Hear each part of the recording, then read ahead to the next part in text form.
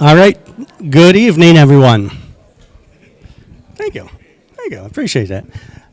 Thank you so much for coming out. I'm happy to be here. It is the intent of this process to have you come and share your ideas. And so we're happy to have you here. I jumped ahead of my one slide. It is not just the intent of this process, but it is the mission of the district, which you can see there, is that in partnership with our community, we teach and challenge all of our students to become lifelong learners and productive citizens. So again, thank you for being here tonight. This is not a Board of Education meeting. This is a public forum. I am essentially hosting it, but as you look around, we do have board members in the audience. And so I wanted to give Dr. Eric Lawson, our president, an opportunity to explain what the board's role is here tonight. Thank you, Dr. Rabideau. Yes, your board is here tonight, but they are sitting among you as just fellow citizens being exposed to this information, in their case for the second time. But they're here just to begin to understand the process even better, and also to listen to your comments. That is our primary focus here, to listen to what the public has to say. And I can assure you that, I know nobody believes this when people say it, but there are no preconceived ideas. We have just been exposed to this information one time before on Monday night, so we are learning along with you the specifics of this plan, and we're trying to digest it. So we haven't come up with all kinds of ideas, on our own that we're trying to push through. This is just an opportunity for us to listen and to digest and process. And also, as Dr. Rabideau will further explain, this is the beginning of a process with King Scott. We are going to be, they're going to be taking this information and processing it themselves with all of your input, and then moving forward with different steps, which he will explain. So this really is just an opportunity for us to hear from you, and I want to thank you on behalf of the board so much for coming tonight and for sharing your thoughts with us. All right, so why are we here? We are here to ask a question. Again, no preconceived plans. We have some ideas that we're throwing out, but we're really asking a question. Nothing has been decided. And that question is, can we use the past and the present to do things differently or better, and/or better? That's what we're here for. We've created some scenarios for you to get the conversation started, but that is what we're here for. So, we are in a good position financially. We are able to take the time to have this conversation without having to make decisions immediately, or even next year, or even the next year. We're looking at 3, 5, 10 years, truly a 10-year plan of what we might do differently and or better. So, school revenue. Pupil enrollment determines district revenue. And so that means fewer students, fewer funds available. And so I've shared this slide, and we'll see it again tonight. In 1973, we had 9,282 students. 10 years later, we had 3,000 less students. 50 years later, we have 3,600 students in the district. And in that process, we've closed 13 buildings. And so what that timeline looks like, if you look at 1970 and 1980, and can I go back? We closed a lot of schools. We closed Baldwin, Green, Gordon, Avery, Bingham, Oxbow, and Ossining. And in those 20 years, look at what happened in enrollment. We lost 3,000 students. And so, a lot of those decisions were made because they had to be made. Because when you lose 3,000 students in 10 years, you have to make decisions. We, again, are not in that position. You can see the enrollment's leveled off a little bit. We're fortunate. But if you were to say, 5 years from now, do we believe that there will be more students in Alpena Public Schools? How many of you think that? Okay. I'm trying.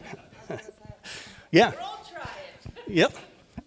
So I'm not doomsdaying anything, but if we look at that 50-year pattern, we are likely to be fewer students 5 years from now. What about 10 years from now? The big development could go through on 23 and we could see a major influx. But the great news is we don't have to make that decision today. We just have to be thinking about what if that happens. So during this, again, you see, we closed 13 schools. Interesting, Avery Elementary. Does anyone know Avery Elementary?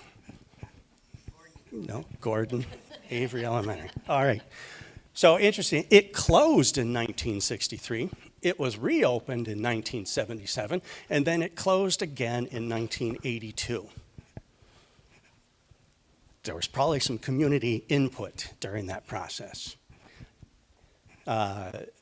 Gordon, we closed, we repurposed it. Oxbow Elementary, it closed originally in 1986. It reopened in 1994, and then we closed it most recently in 2021. Just to go back, look at the trend in enrollment.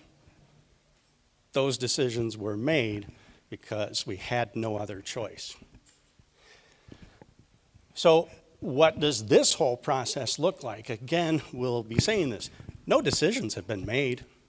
We've come up with some scenarios for you to start having a dialogue with us around. We are in the discovery and exploration phase, and then the ultimate is putting a plan together based on all the input here. So the discovery phase is looking at enrollment demographics, facilities and site capacity analysis, facility adaptability assessment, our strategic plan, stewardship alignment, community and stakeholder engagement. That is a part of this process. And that discovery phase information. And so our friends from King Scott will be going through all of these in much greater detail, but we're in phase one of this process. It's discovery, looking at our buildings, seeing what we've got, seeing what's possible, and then moving forward with that. The next phase is exploration phase, and we're kind of in between because we've got the scenarios that have been presented, and then again, it's all about community engagement, community and board engagement. Public meetings, public forums, and then of course we have a survey. And I do have to say, it's exciting to see that there were 19 people in attendance yesterday, and 67 people have filled out the survey already.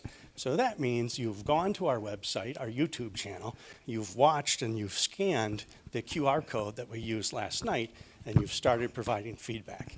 That is wonderful, because that's what this whole process is about. But so you know, the survey will be posted, as will this presentation. It'll be posted by the end of the week on our website, so you can let anyone know, you can go yourself, you can see the presentation, and you can also fill out the survey. We ask that you fill it out one time, not multiple. But that's a big part of this exploration phase, getting your input, your feedback, your thoughts, your concerns, your praises, whatever it might be. And then ultimately we move towards that final stage, working with King Scott, where we collect all the data, we get more community engagement, construction estimates. So if one of these scenarios is interesting to the community and we think it's something we might want to move forward with, then Clark Construction, who's a part of this process, will come in and give us high-level estimates of what it might cost to go down that path. And then any additional site insights that we gain through these forums, the survey, and everything else. And then really taking in, again, community and district wants and needs.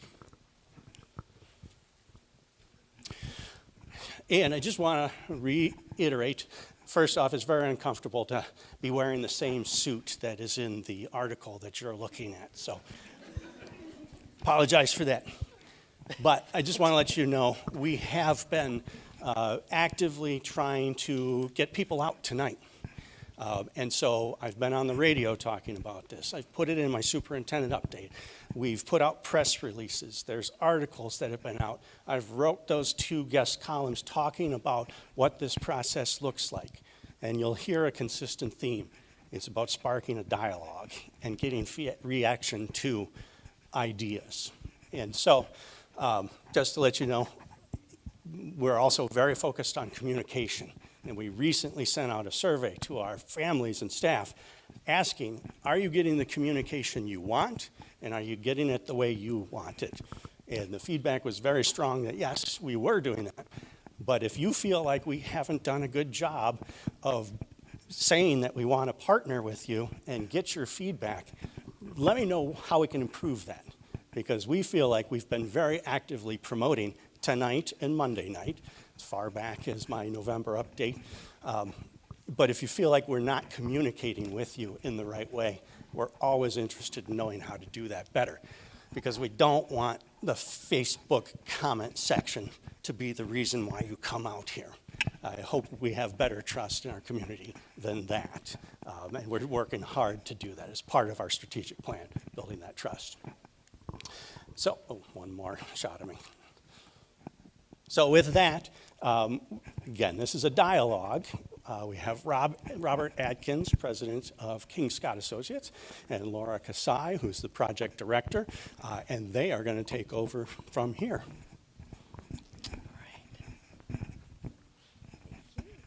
She's going to drive the... Well, good evening, everybody.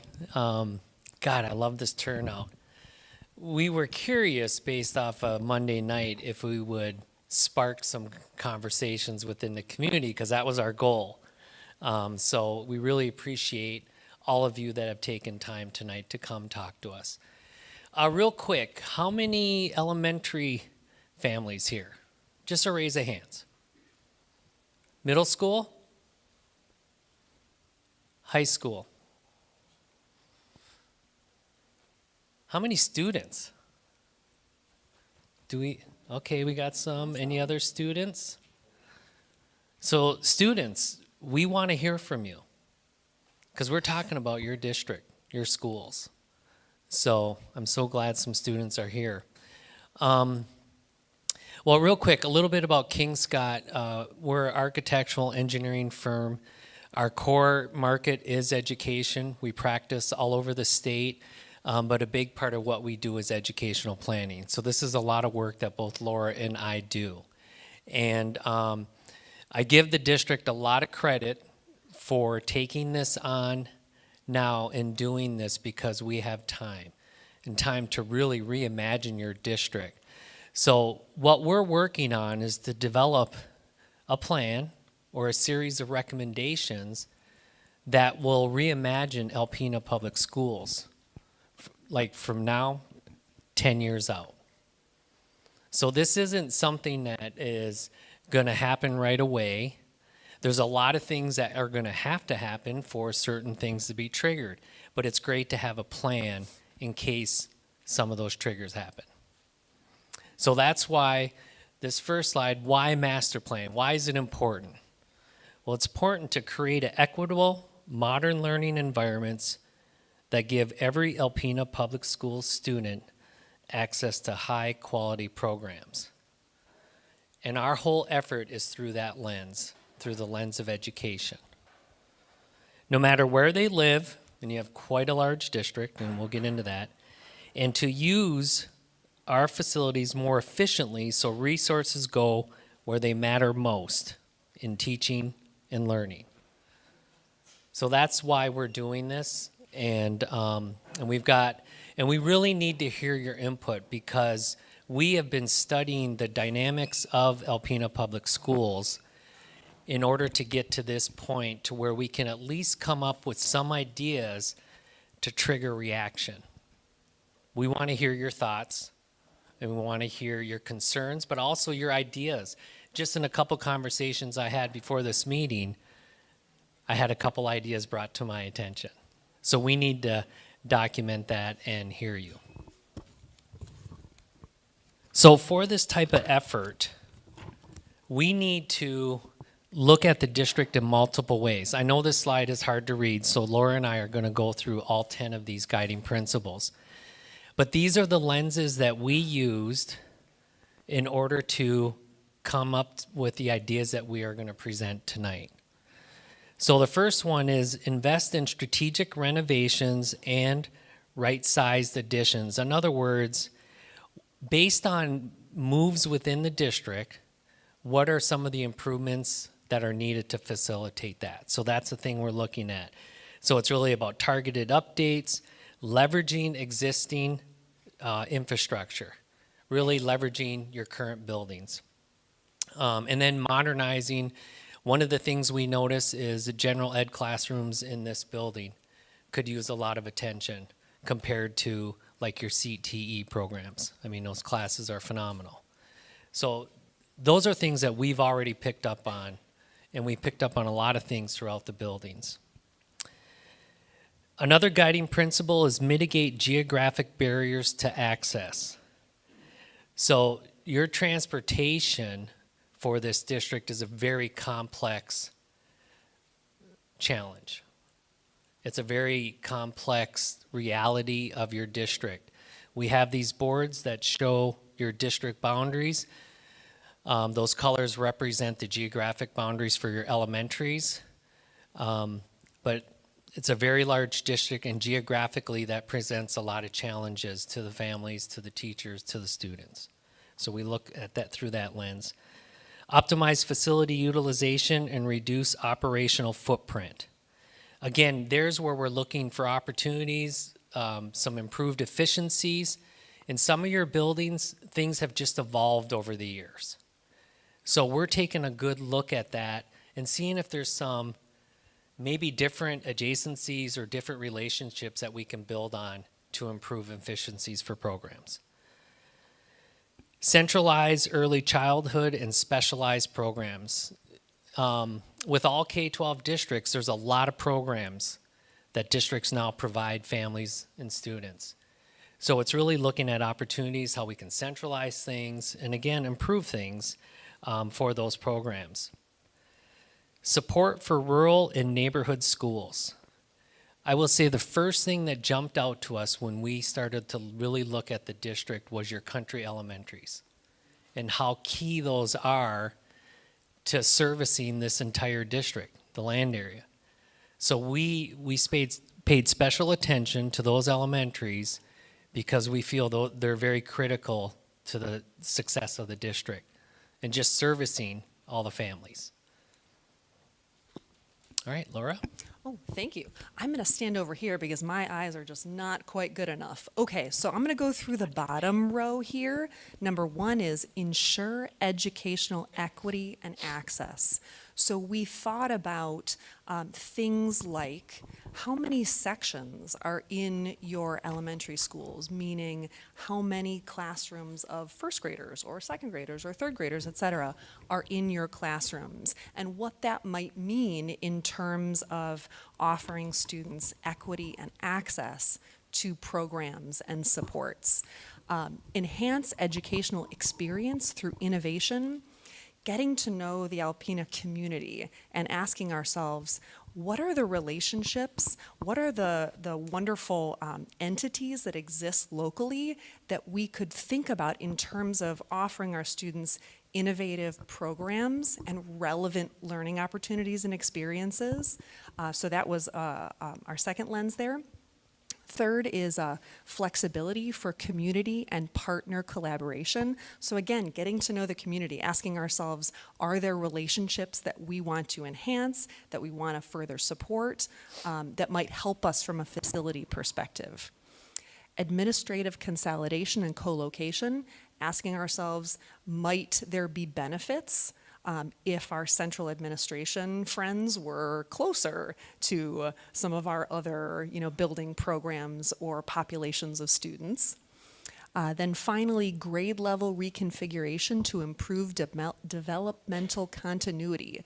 So asking ourselves what grade bands might make sense to be together in order to optimize some of the facility opportunities that we have. And you'll see that a little bit later when I talk you through some of our scenarios. So.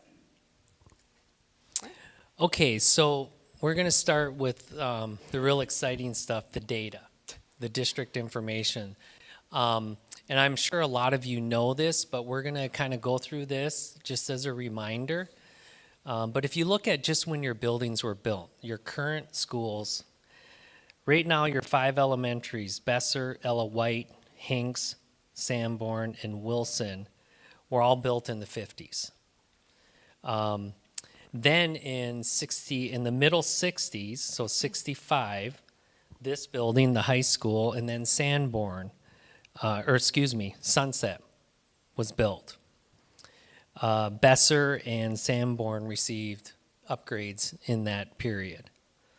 Then we go quite a few years and we get into the 1996, 97, 98 period, and that's when Lincoln was built and Thunder Bay Junior High. And then other buildings received improvements in the 90s as well. So that just gives you an idea of, one, you have a fair amount of buildings that were built in the 50s. How we do schools today is a lot different, but I will say those buildings are in good shape. And you know, you're definitely getting your value out of those buildings.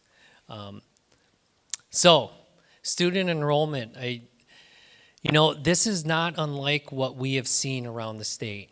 But I will say Alpena is a little unique in just the amount of decline that your district has seen in student population, from the early 70s to now. And obviously your district has had to react to it with what Dr. Rabidow just showed with the closing of schools, a lot of schools. But right now, where you're at, roughly 3,600 students. Hopefully your enrollment, I think, there's a good chance it's stabilizing and ideally it starts to grow. So let's just review elementary boundaries. So we have it shown on these boards as well and in the graphic. So you can see Wilson, your One Country Elementary, covers the largest area within your district. And I will say that school definitely has a culture. It has very tight-knit families, and they cover a lot of area, but that school is really important. What's that? It's the yellow. I'm sorry. Here, I'll show you. This is Wilson.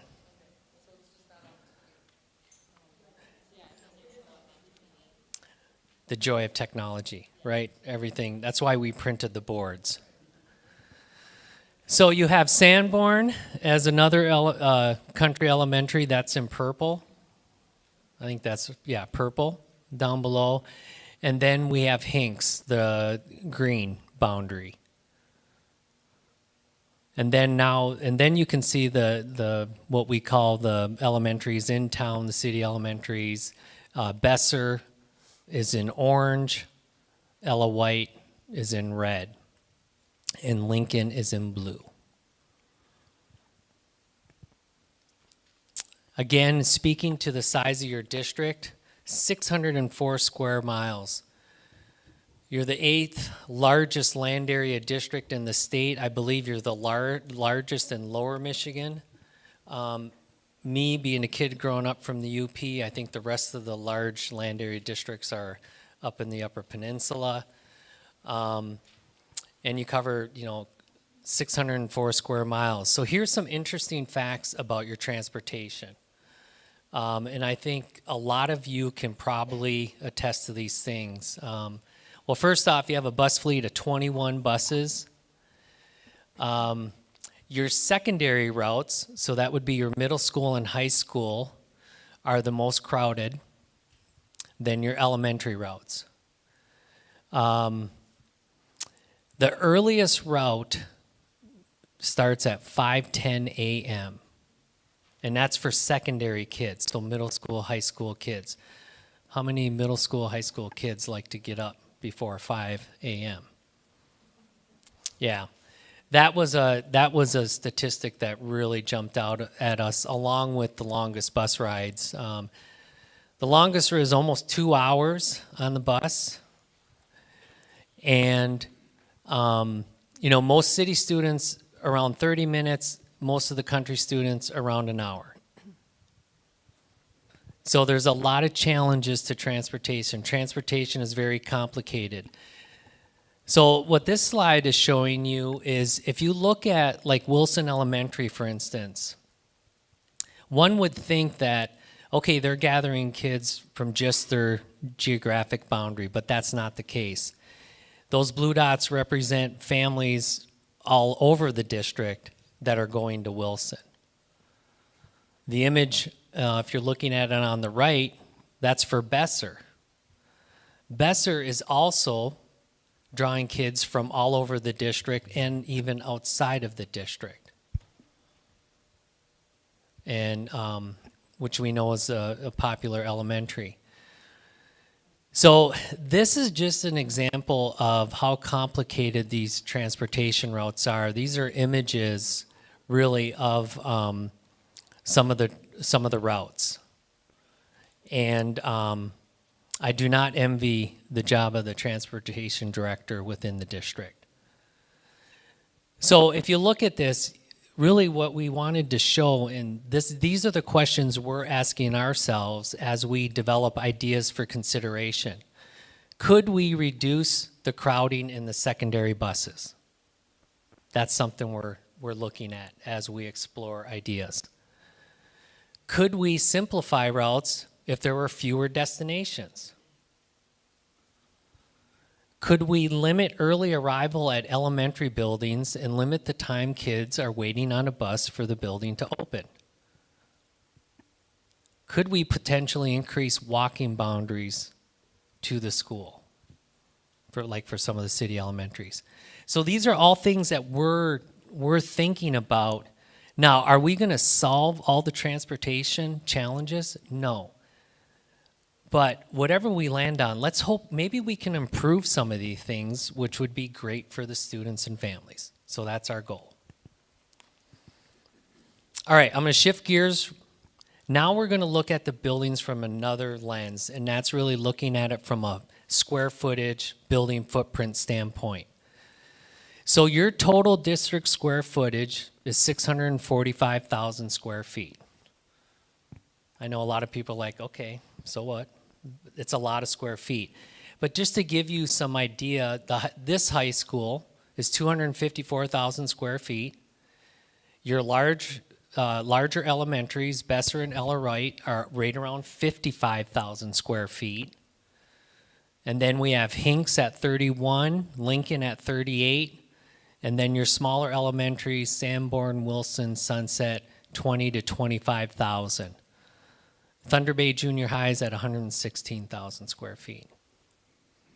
So it just gives you some perspective on the size of your facilities. So why look at building square footages? Well, as school designers, one of the things we do, especially when we're designing new buildings, for planning purposes, we have ranges for how many square feet per student for an elementary school, for a middle school, and high school. So you see on the right there, for elementary schools, typically a school is about 120 to 140 gross square footage per student. So you can do the math.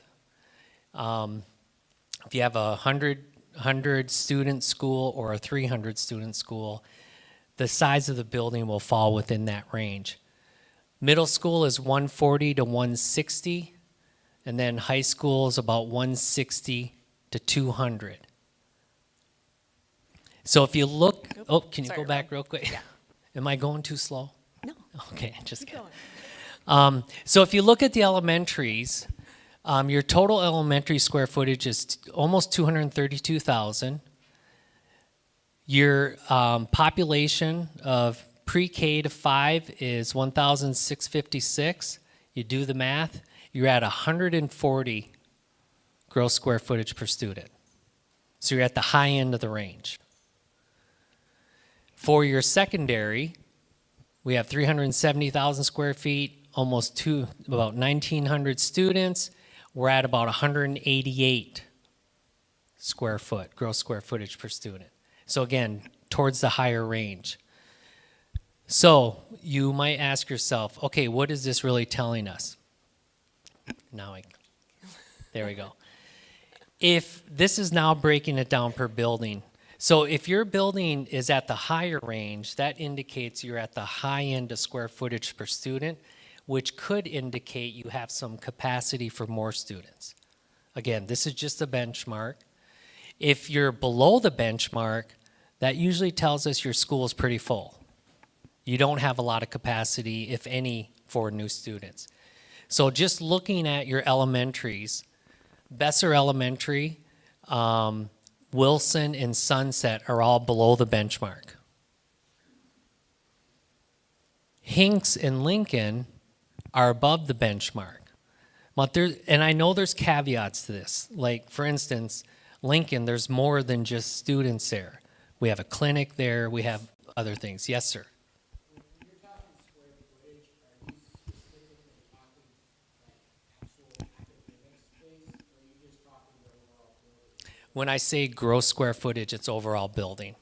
You know, the class sizes matter, so you could have a big building like say this, Yep. where obviously this room is a lot of square footage, but it doesn't mean that class sizes are getting, you know, that's where I'm more concerned is, I'm a principal, so Yeah. I'm more concerned about class size versus overall, Right. you know, student square footage because the building is big, you know. Obviously, a junior high and a high school are going to be bigger because they have different facilities. But what about class size? Because I think the other night you mentioned that Besser used to be a junior high, but the classrooms themselves were smaller. Yeah. And so now, you know, as a parent as well in the district, I'm thinking about what's that do with my kid's class size? So you're cramming a bunch of kids into the classroom. So that's what I'm Yeah, and that's why the benchmarks are the way they are. You have typically more square footage for high school kids per student because of spaces like this. And you can get real deep on that because depending on the type of curriculum you're delivering can really dictate the size of the classroom as well compared to a standard. Yeah, and then just to round out, Ella White and Sanborn kind of fall within those benchmarks. So looking at Thunder Bay and Alpena High is above the benchmark, and that's something we've noticed as well. We do think there's opportunities here for more students. And Thunder Bay Junior High, that's interesting. It's within the benchmark, but when you go to the school, when you talk to the staff, that building feels full. And if there's any I know there's middle school families here, they probably can attest to that. So again, this is just, you know, we're looking at through all these lenses just to get a sense for what is the current state of the district. Okay, now the other thing we did look at operational costs as it relates to energy. So this graphic here shows the average annual electrical cost for schools, okay? And just to give you an idea, what we see around the state, let's see if I can read this right. The average range for a school building is about $70 to $1.20 per square foot. Cents. 70 cents 70 cents to $1.20. to $1.20, thank you. Per square foot is a typical range for electrical costs for schools, okay? So you can see, like the first three red arrows, Alpena High, Thunder Bay, and Ella White are on the high end as far as electrical usage compared to the other buildings. And they also are more towards that $1.20 per square foot, but not, it's still within reason, it's within that range. One thing was interesting is Sunset, that's the arrow on the bottom, that one was $1.15 per square foot for energy or for electrical use. And if you look at all the other elementaries, they're around 50 to 70 cents per square foot.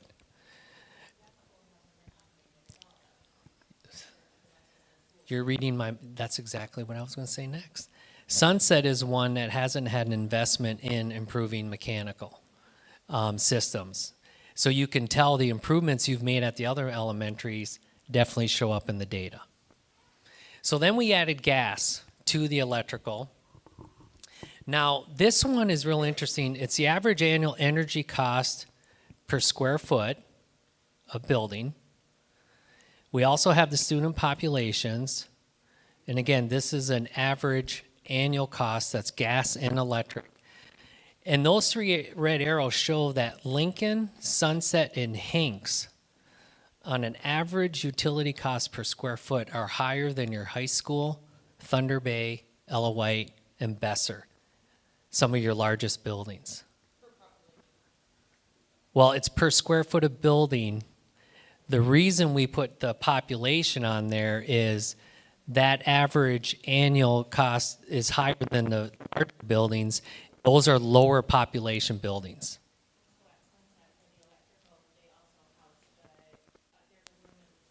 Yep.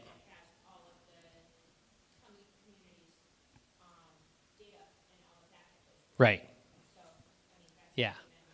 And again, it was interesting what the data was telling us, but still by far the high schools takes the most cost to operate and run just because it's larger. So this is over 3 years. Yes.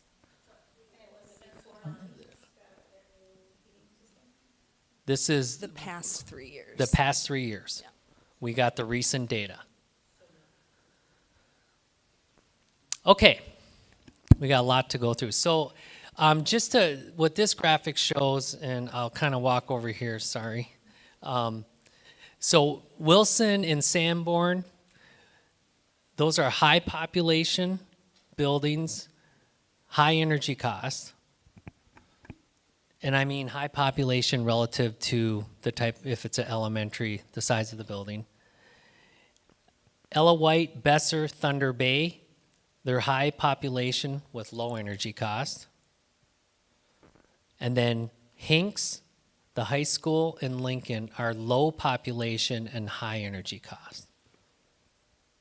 So just another interesting thing the data's telling us. Yes, sir. Just a point of clarification. So, and I don't want to interrupt this because I want to keep going, but, so the data, and it's all data driven, that's not a bad thing. But to the previous point, you're utilizing, and unfortunately you don't have a ton of time to really reference, but you're using 3 years of data to offset and create an energy cost. When knowing that in with 1 year, with this safe, warm, and dry bond and all those building improvements, could you not extrapolate those 2 different points previous to those improvements and post those improvements to actually have a more defined data point? We certainly could, yeah. Yes, absolutely. This was our initial pass through just to see what the data, and with all the data you've seen so far, there's a lot of nuances to the data. So you take it, with I guess a grain of salt, but it is telling us something. And then just to this gentleman's point, we start digging deeper and we start to identify those things to really get the true picture of what's happening. Okay, I'm going to come up here and dance around a little bit because I know we've had some people come in and are kind of sitting behind the screen, so I want to make sure I can see everybody. And there are still chairs in the front if you're having trouble seeing. Okay, so I wanted to give a little bit of context as to the programs that we see in our schools. There is so much more that happens in our schools beyond just grade level classrooms. Right, there are so many more services and supports. So just as a point of reference, of course we see preschool rooms, GSRP, Head Start. Of course we see grade level classrooms, but every elementary school specifically has specials. They all have art and music and PE and health, and you'll see when I go through these floor plans that not every building supports some of these other functions in the same way. So some buildings have separate spaces for specials. Some buildings have to share rooms when it comes to specials. There are special education functions in our elementary schools. There are self-contained rooms, there are sensory rooms, there are resource rooms. So all different kinds of special education supports live in our elementary buildings. Additionally, we have intervention supports for our students in the elementary school, and that could be something like math support or reading recovery or speech support. And I point these out because oftentimes our buildings are designed with sort of similar sized spaces, classroom type modules. but not all of these programs support a full population of students at one time. So filling in some of the gaps of the building becomes challenging when when you just have all spaces that are the same size. Okay, so in addition to that, we have professional spaces like psychologists and social workers and counselors. Yes.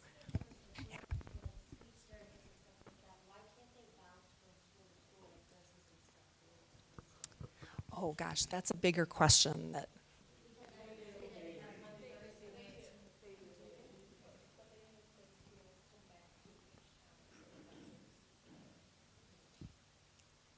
Thank you for that answer. Oh, yes, yes.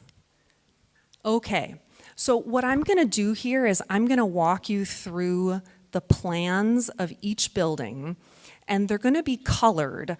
The green color is going to represent the grade level classrooms, and the blue color is going to represent some of those other support spaces that I just pointed out. So we'll go through all the buildings, you'll get a chance to see the floor plans, and then I'm going to walk you through some of these scenarios so that we can start talking about ideas. Okay, and each building we've looked at the size of the site, the lot for each building. So we looked at the outside stuff in addition to the inside stuff. So here's our Besser site. And you can, this is informative data because you can kind of see like how much wiggle room is there on site, what's available, what sites are small and landlocked. So here's Besser. And then when we go inside, again, we've got green representing our grade level classrooms and blue representing all of those other important functions. And so at Besser, this is a 3-section school, meaning there are 3 first grades, 3 second grades, et cetera, et cetera. This building has separate rooms for those specials functions. This building has a couple of GSRP classrooms, a Title I room, 3 resource rooms. It has a larger gym because this building was not built as an elementary school. This was built initially as more of a junior high type building. So you'll see some spaces that are not always common when we're designing elementary school buildings. The locker rooms are underutilized. And because, again, this was sort of initially intended to be a junior high space, the classrooms are on the smaller side relative to the other classrooms in other elementary school buildings. Ella White, you can see the contrast with a site that's sort of more bound by neighborhoods. So it's a little bit smaller site. And then when we go inside, again, green is classrooms, blue is support. This is also a 3-section school, just like Besser. They do have separate spaces for their specials. Again, we see that underutilized locker room component. And this is a building where AMA, ESD has used some spaces to support our special education folks. Hinks has an absolutely beautiful site, lovely wooded area kind of down by the water there, different kind of shape, but really an absolutely beautiful site. When we go inside, we see this is our first 1-section elementary school, and you'll see that reoccur. And generally speaking, we like to identify opportunities.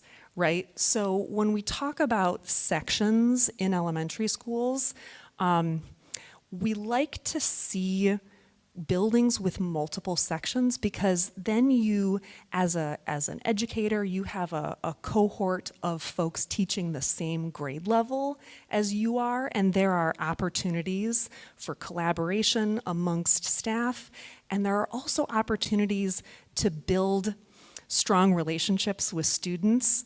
When we're talking about having a broader range of teachers within that grade level. So that's just an opportunity to think about. It's not necessarily prescriptive, but just something to note. Hinks does have separate specials spaces, 1 Title I room, 1 self-contained special education room, and this is one of those buildings that Rob mentioned is on the higher side of available square footage per student. Yes. In looking at your map, it's not updated with the fact that we have another kindergarten classroom. Oh, and okay. our special education room is taking over that room. So two of those rooms you don't have as teaching spaces, but they are. Okay, thank you. We'll correct that. Thank you. Okay, and Lincoln, this is one of those sites that again is very much in town. This site is limited. The parking is kind of kitty corner, as you see. That's why you see the pink boxes kind of separated there. And Lincoln is the only two-story elementary school within the district. So this is the first floor plan. And this is one of those buildings where you're going to see different colors. Actually, this is the first one where you see some red. That is actually the location of the Wildcat Clinic. And this is a one-section elementary school. The early childhood special education program is in this building. That's in the blue, supported by our AMA ESD. There's one Title I room, 2 Head Start classrooms, a resource room, a special education classroom. And one thing to note in this particular building plan is there are some classrooms in here without access to natural light. That is something that we like to see when we're building new buildings. It really does make a difference, for kids being able to get sunlight and see outside during your day. So this building does have a separate art room, and this is again one of those buildings that is on the higher side of square footage per student. Second floor is what you see here. And again, you can kind of see how some of those interior spaces, just because of the density of the building, you don't quite get that access to natural light. Yes? No, that's okay. We're talking about all these numbers, which are important, but there's more to school than that. It's like there are more children. Totally. My biggest issue is how the grades are separated. Do you have any data or statistics after you have completed where you change where school was from third to fourth grade, or Yeah. 7th to 12th grade? Do you have the data to show that it's following test results, or that they are so developing like emotionally? Sure. Yeah. Yeah. Yeah. Absolutely. You're totally right. And this is the challenge, right? It's a complex system with multiple. Oh gosh, yeah. Oh gosh, yeah. So to answer your question simply, there's a lot of variables that go into a successful school with successful outcomes for students, right? Which is test scores.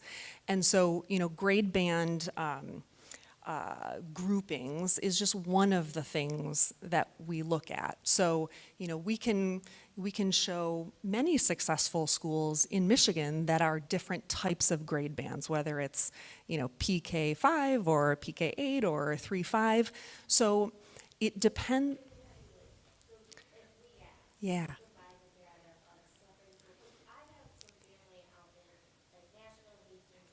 Yeah. Okay. Yeah.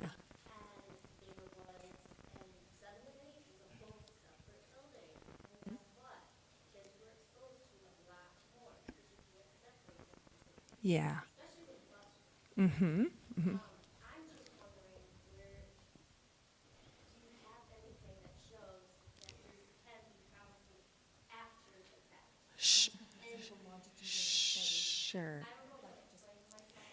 Yeah, no. And we can get more information for everyone in terms of like examples of successful schools in Michigan who have. This is, we know this is great, this looks good, but Yeah. where are the facts? You have all the facts about how much energy we use and how many kids per square foot and things like that, but I'm not hearing anything about your successes. Sure. No, that's totally understandable. And that's why this is a point in our longer process. So when we come back to you, we'll be able to talk a little bit more about those details. So we're going to get some feedback about just general ideas around scenarios today, and this won't be the last time you see us. So I appreciate your feedback and the questions so we can dig more further into some of those things. Okay. Okay, so Sanborn, this is a nice big site. Again, we've got our, sometimes the parcels are divided up into multiple sections, so that's why you see multiple pink lines there. And then when we go inside, this again is a one-section school. It has one Title I room. This does have a separate music room and a separate special education classroom. Wilson has a larger site, really beautiful location. When we go inside, what we see is this is one of those buildings that does feel tight. It is crowded. So, you know, this is a building that currently doesn't have any space for a pre-K program. There are other pre-K rooms in some of the other buildings. In this building, they share a room for their specials, art, music, and health. They call it the ham room. It serves all of those functions. There's one special education classroom, limited space for intervention and student support. And really, this is one of those buildings that it would be tough to really expand the programming in this building. We moved to secondary, Thunder Bay Junior High. Again, a really nice large site there with a beautiful wooded area. You can see how the athletics get a little bit more robust as we move up in the grade levels. So going inside, this is one of the sort of lower end range per square feet per student in terms of building area. Special education classrooms, there are 6 special education classrooms. And again, this is one of those programs that we heard from folks when we talked to them that it just feels tight. So there's really not very much room to expand programming. Alpena High School, where we are right now, you can see the extent of the site there, and again, a big chunk for athletics up top, which makes sense at a high school level. And going inside, so this building is, again, one of those buildings that we looked at that has a higher number of square feet per student. But, you know, this is a perfect example of there are just a lot of variables. When we're talking about square feet per student, we also have to think about the geometry of the building. So the goal here is to uncover facts and then be able to kind of put the puzzle back together once we consider sort of the geometry of the building. And so with this building, if we look back to the range of square feet per student that Rob mentioned previously, and you kind of do the math, what you end up with is somewhere between 20,000 and 67,000 square feet remaining that might be available for potentially different programs. So that's above the benchmark range. And again, we can talk about how we want to calculate that and what programs want to exist in this space, but that's just sort of where we begin the conversation. Unfortunately, in this building, there are some classrooms without natural light, and we do have some accessibility challenges for our second floor and a couple of the wings. We heard from the team that we talked to that there were underutilized lockers in this building, so that's an opportunity to potentially capture some square footage. And then one of the great programs in this building is the ACES program. And what that means is that some of the students associated with that program are out of the building at certain points during the week. So this is a population that fluctuates over the course of the week. Okay.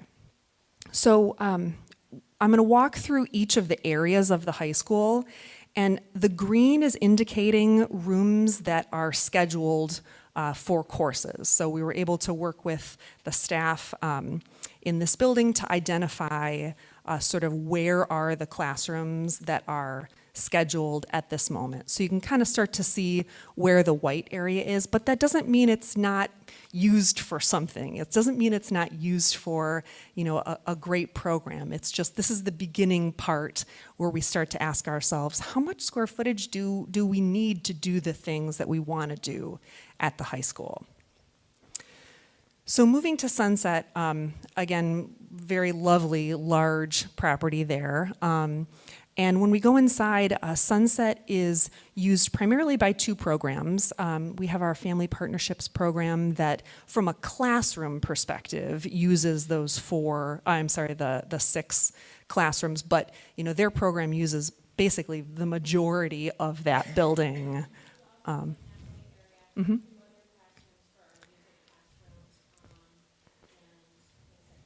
Okay. We can adjust the graphic to represent exactly what you're referring to. Thank you for that. Pardon? Oh, we'll come and talk to you when we're finished to make sure that we get it right. Thank you for that. And then the green program is the early childhood program. And so the early childhood program is there every day, and it's primarily Tuesdays where the rest of the majority of the building is used by our Family Partnerships program. Unfortunately, there are some ADA issues with this building, just some clearances. So we're always kind of thinking about, if you're in a wheelchair, how can you navigate through spaces? So that is something to note in this building. Okay. Yes. Go ahead, but I want to just... Oh, sure. So before we move into this portion of it, I'll ask a question. How many of you know the scenarios that we're about to go through? Well, raise your hands. Okay, so what we're asking and what we tried to establish is much of the reaction we're hearing is this is already done. This is not already done. It isn't only about square footage and utilities and all of that. It is a highly complex problem that we're trying to avoid, but also be prepared for if what we think might happen happens. So I'll reiterate, we don't have to do anything right now. But I think it would not be wise to just wait until we do have to do something. So these are scenarios that are based on the data that we collected to start the conversation. One could think of as an anticipatory set. It's got you thinking already, hasn't it? Hasn't it? A lot of emotions and all of that. Full recognition of that. But we wanted to just start from here and say, what if? And remember, it is not a pick one or the other. It might be, we like one part of this, not this part. We think this might work, but we need to know more information, and there's lots of more information we need to know. But I just ask that you just kind of clear your mind right now, and I will reassure you, no decisions have been made. These are scenarios to get us talking. We've reiterated, your voice in this is critical. And so I just ask that maybe you stand up, take a breath, and get ready, because we do want to go into the scenarios with the right frame of mind. We want your feedback. And if the feedback is, heck no, that's what the feedback is. But I ask that you just wait, go through it, think through it, and then, again, you'll get the survey. You can comment today, but you'll be able to provide responses through the survey.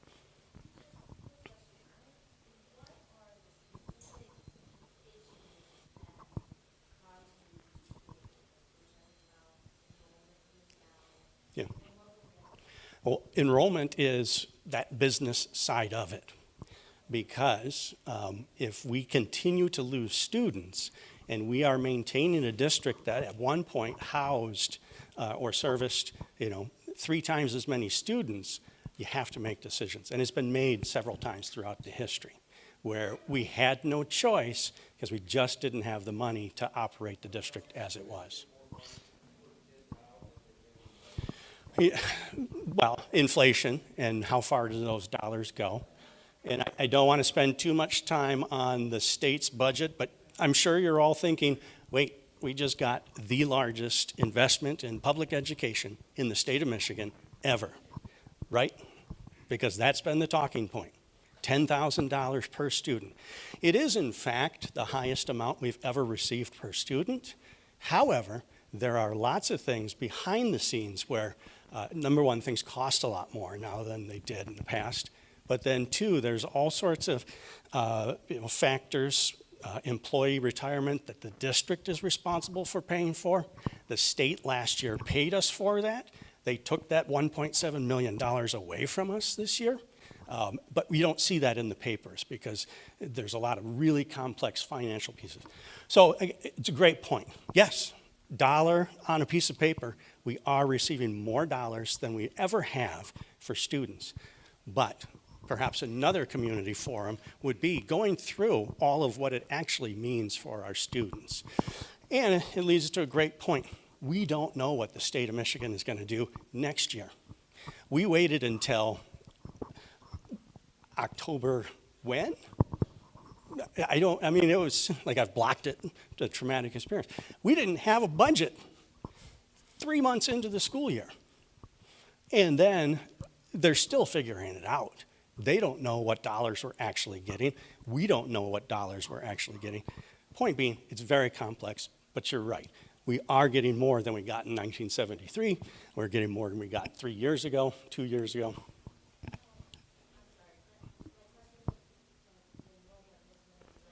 Yeah.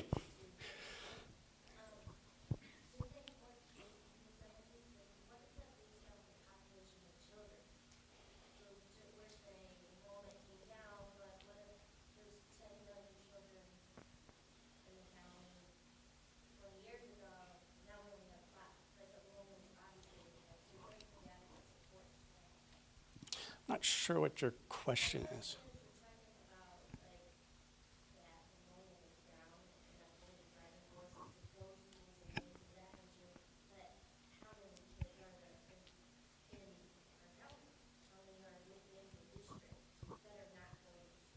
Yeah, we talked about it at one of the board meetings a while ago. I don't remember those numbers right now, but as far as school of choice is concerned, more students in the area choose to come to Alpena Public Schools than they do going to other districts. But there are students out there that don't attend public schools. They don't attend Alpena Public Schools. It's kind of difficult. The only data we really have is census data of the number of students within that age range in the county. But once they homeschool or they just withdraw, there's no tracking mechanism in the state of Michigan to say this many students are living and getting educated in Alpena public schools and not going to the schools. We only have data on who is actually going to school.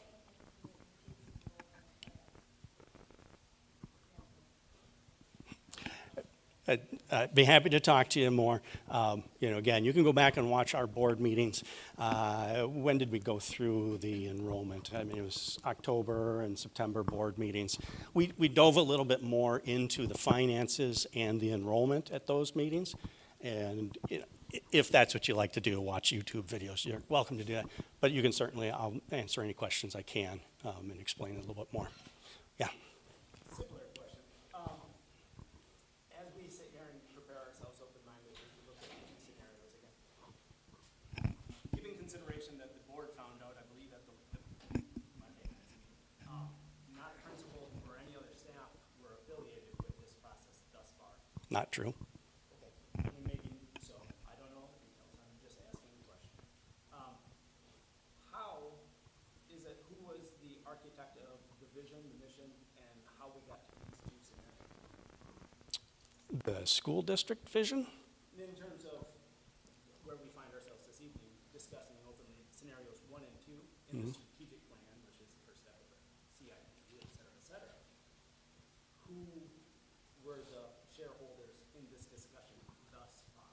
Sure. So going back February 24, we held in this very room our first official community forum to look at the strategic plan. And there were about 50s. No, it wasn't. Nope. It was, and we'd have many people that were here. The whole idea was we had a strategic plan that was developed in 2020 And then the previous superintendent left and COVID took place. There was an interim superintendent, and when we came back in 2021, we were just trying to survive day to day with pandemic education and all of that. So we did our part to launch that strategic plan, but it was pretty difficult under the circumstances of COVID and everything that was going on. So as we kind of moved out of that, we recognized the need to go back and look at that strategic plan, which was developed in truly a different world, pre-COVID world. Education, we've seen, as you know, our behavior issues, the needs that the students have skyrocketed since COVID. And so to look at this plan from it was developed before all of this happened, and let's apply it this way. We went back as an administrative team and a board of education, and many teachers were involved in this too, to look at the plan, to figure out what we're currently doing, and where does it match with the plan that was developed. And by that way, that plan back in 2020 involved community input as well.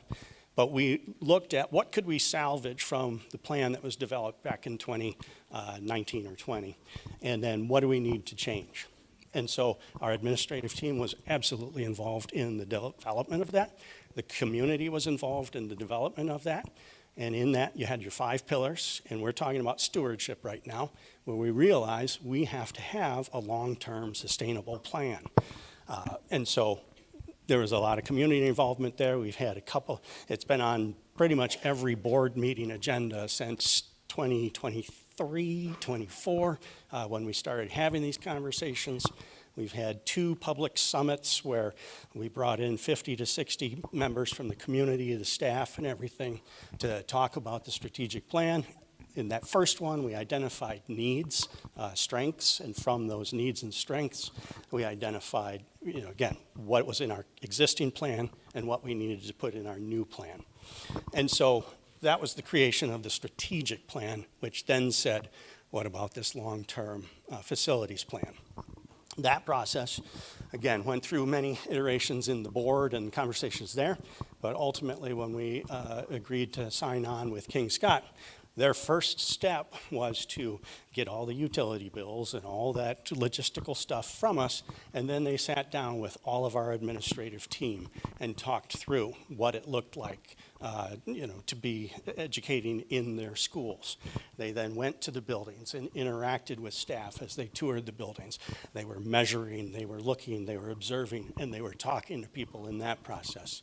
And so from that, and we've had multiple meetings, again, they've met with our transportation director 3-4 times. They've put a whole team on transportation trying to figure out what to do. And from that process, they then developed these scenarios, which we have here now. So our goal is to involve you, and it wasn't me sitting in a corner office saying, what can I do and what's the plan?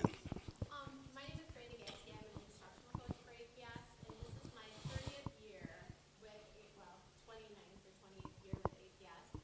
So I was around when I was a teacher when Maple Ridge closed. I was a teacher at Long Rapids when Long Rapids closed. And it seemed very quick. It seemed like we're in a lot of trouble. We need to make a decision right now. And there didn't seem to be time to look at things like this. So I think people are quick to say like you're trying to personally attack me, you're trying to take away my child's school, you're trying to do this. When I honestly think it's the opposite. Because looking back, like 1 year I was teaching and then I found out, oh, that's right, you don't miss closing. You're gonna go here next year. Instead of like making a plan for, we know like we can't have, when our student enrollment continues to go down, we can't just run business as usual.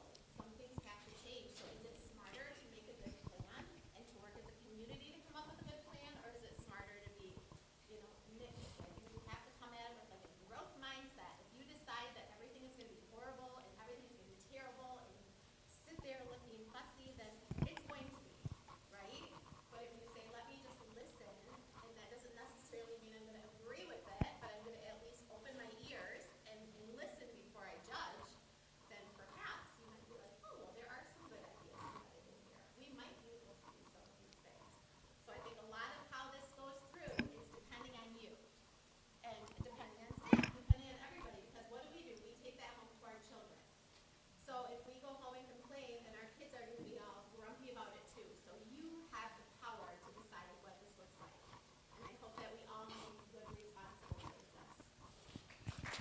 Okay.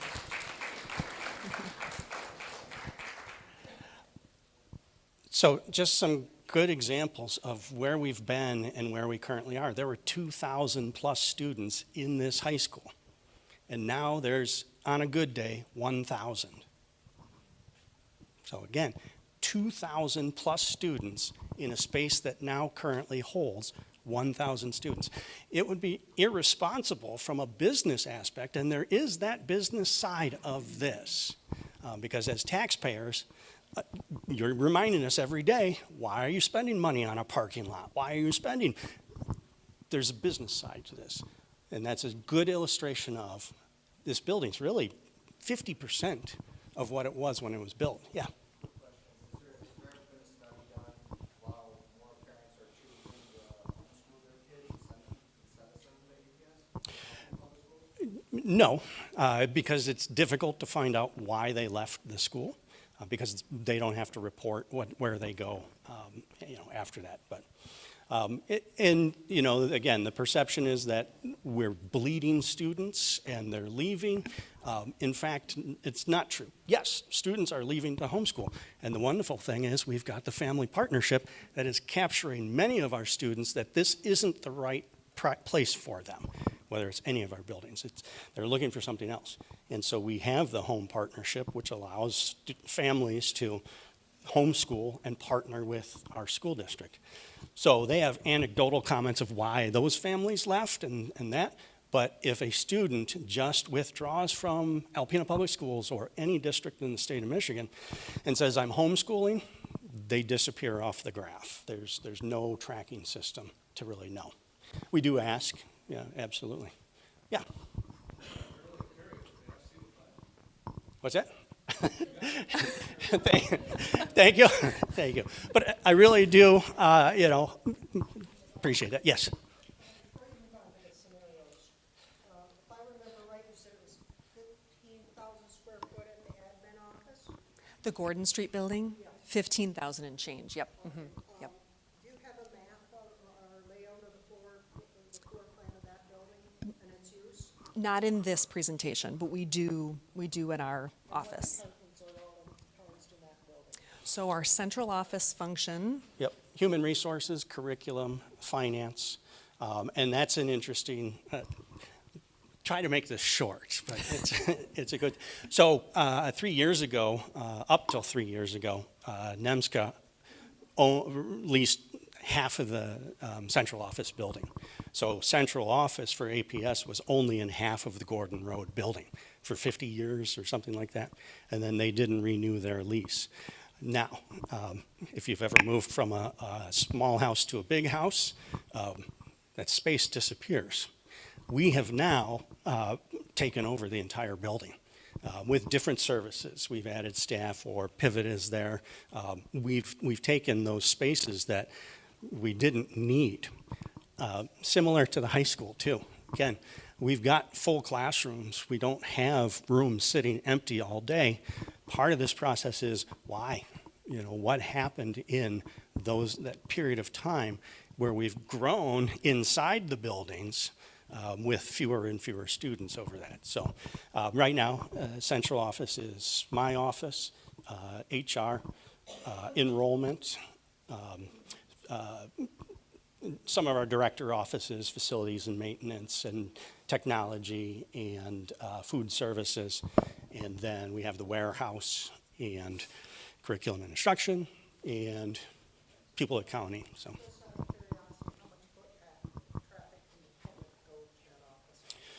Yeah, I don't have numbers, but obviously the schools are far busier. So you'll see, one of the options is, what do we do with central office? Is it better utilized somewhere else? So, all right, one more, and then we're getting to the show. Yeah.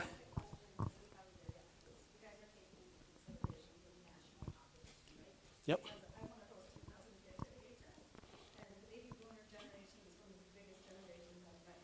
So it seems rational and logical that we decrease in size is the fact that we Gen Xers are not as big of a generation as our parents and our grandparents' generation. Yeah. The cause of this population decline concern seems a little bit off kilter. Yeah. Are we worried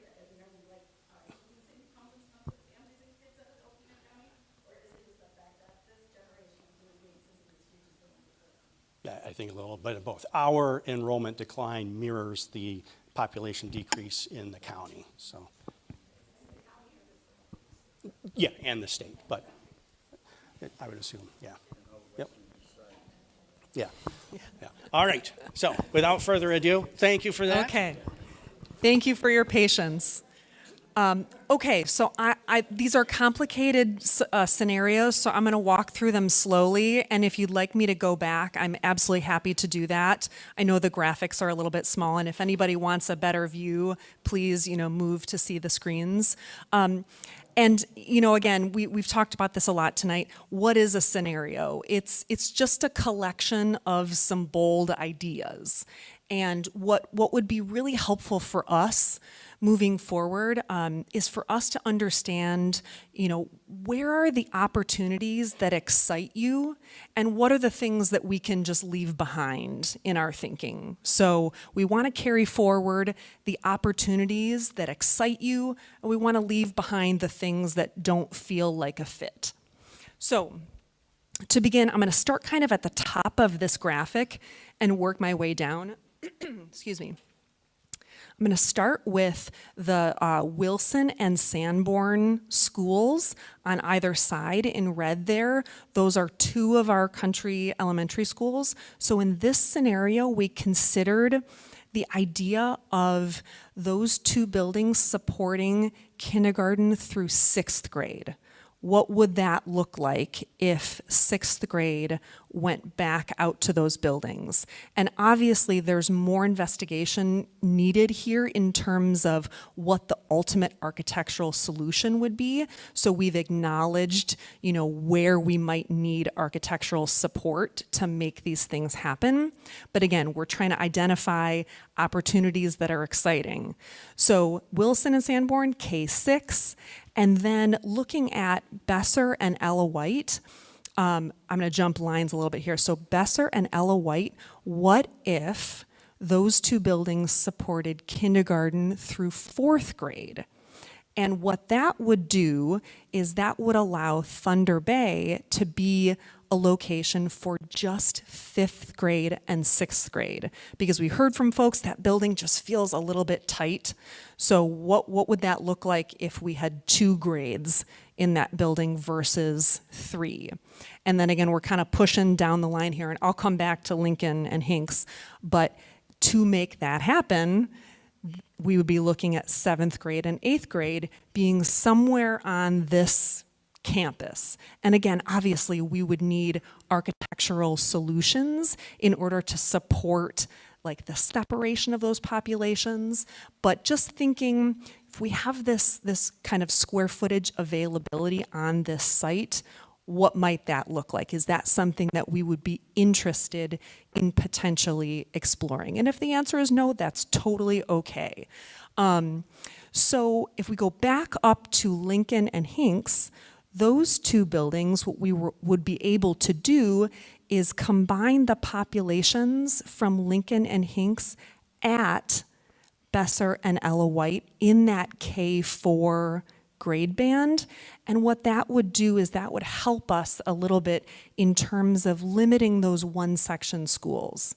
Again, we're looking for opportunities to continue to explore. So again, when we get groups of teachers together who teach the same grade level, when we get kids together who are in the same grade level, we have the opportunity to do more collaboration, and there's just opportunities for more synergy with those populations. So we would be looking at the possibility of, because Lincoln is our 2-story building, looking at what might happen if we moved central office to that upper floor of Lincoln. That could be a possibility. 2-story elementaries are tough because our littlest learners can't learn up there. It doesn't meet our code standards. So what if central office was on that 2nd floor? And we would look at where the right position is for the Wildcat Clinic, because we know that that space is important and we know that folks access that, that function. And then what if our PK program with NEMSCA lived on that lower level? Again, little people, lower level.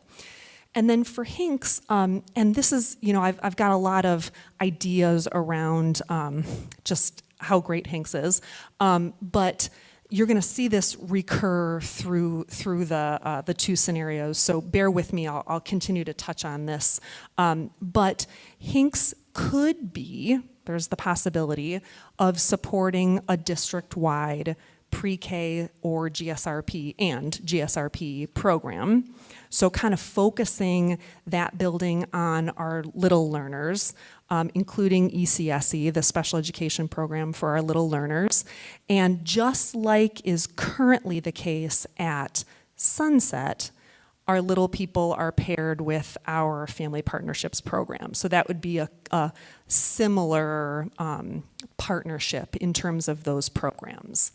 So what that would allow us to do is look at the functionality of our Gordon Street building and our Sunset building, and potentially we wouldn't need to have programming in those spaces. Again, just one scenario to take advantage of the amount of gross square footage across the district. And I should also say, you know, this feels like a domino effect, but just know that we can still extract, again, those opportunities that are exciting and sort of put these scenarios back together again. So don't feel like you can't kind of disassemble them and we'll put them back together again like Legos. Yes. I saw some puzzled faces about why early K1, 2 can't be on the second floor. That is a state law. Yes, it's in the case of an emergency, a fire, we need to be able to get those little kids downstairs and out of the building quickly. So they just can't move down the stairs quick enough. So we. That was put into, I think it's law, but it was about 4 or 5 years ago, maybe a little bit more that happened. And there were some school districts that had to, over the weekend, reconfigure their classrooms and their buildings because they had kindergarten classrooms on the second floor. Yeah. My Rochester Community Schools had to close for a 3-day weekend to make that shift. Yeah. Yes. In the best interest of our kids. Yes. How does scenario one help with our transportation issue? So one of the things that we were beginning to look at, and of course more investigation is needed, it's a very complicated system, but we were thinking, how can we relieve a little bit of that secondary bus route? Because those, we're hearing from our transportation folks that those are the most crowded routes. So if 6th grade were to stay, or were to, you know, to be out at Wilson and Sanborn, would that potentially relieve some of the pressure on a few of those secondary routes? So that was one of the opportunities that we were exploring with this scenario. You're talking about Hinks being a preschool. Yeah. A lot of our families, because we are a rural area, have transportation issues, and busing for young children is not feasible in a lot of cases. Okay. Good point. Good point. Yes. Thank you for your comment. Yeah. The lighthouse now that drive an hour just to Hinks. Yeah. They take a 6th grader from out by the lighthouse over to Sanborn, and I live in Hinks area, and it takes me 35 minutes to get there. So I think people 25 minutes away from me, now we're adding, that's a big. More time. Yeah. Yeah. And those are definitely some of the pros and cons we want to weigh. Yeah. How does keeping 6th grade in the elementary schools in the country, what would they be missing out? Yeah. The electives. Totally. Yeah, and this, so one of the roots of this idea is just giving families choice, right? You might have the choice to stay at Wilson or Sanborn for 6th grade, or your student could come into the Thunder Bay Junior High, but you're absolutely right. One of the sort of, you know, if we look at this as a seesaw, you know, what are some of those programs that might not be exactly equal? But this is also why we flag it as we recognize that there's an architectural component to this, and we would want to dive deeper into how we would support architecturally that 6th grade programming. We have 4 preschool programs at Sunset. Right. That's 5 classrooms at Sunset. Mhm. And then you're taking all of the other preschool programs in Hinks. So how many classrooms would that take? And that is, again, one of those architectural solutions that we would want to. Yep. Yeah.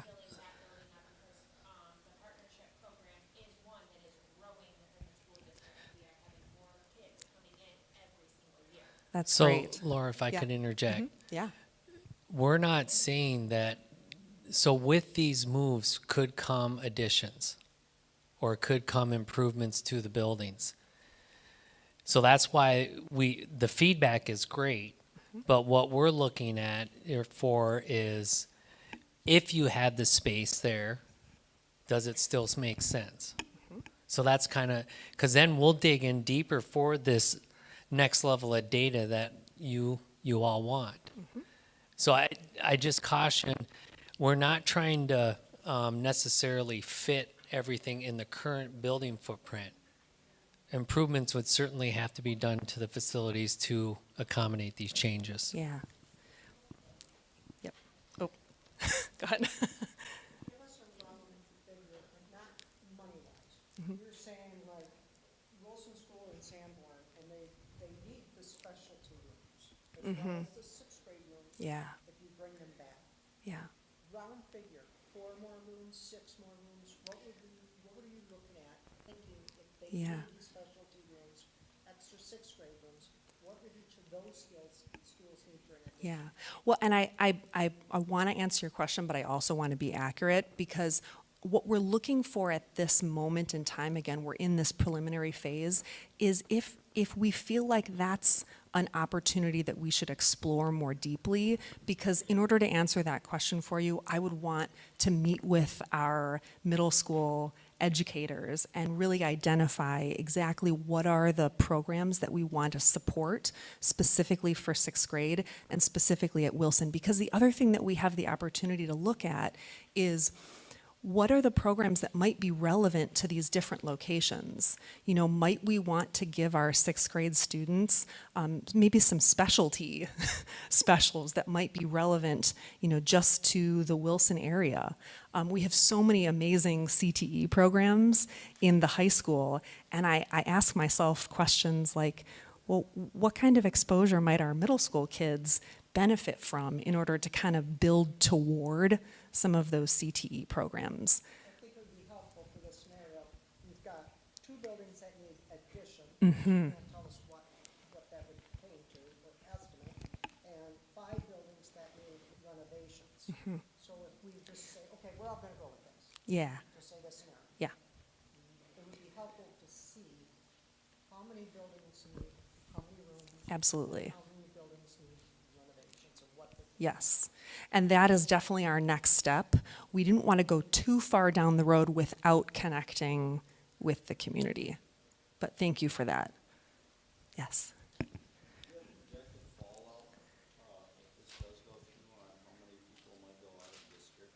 Oh, gosh, I don't think I can speak to that.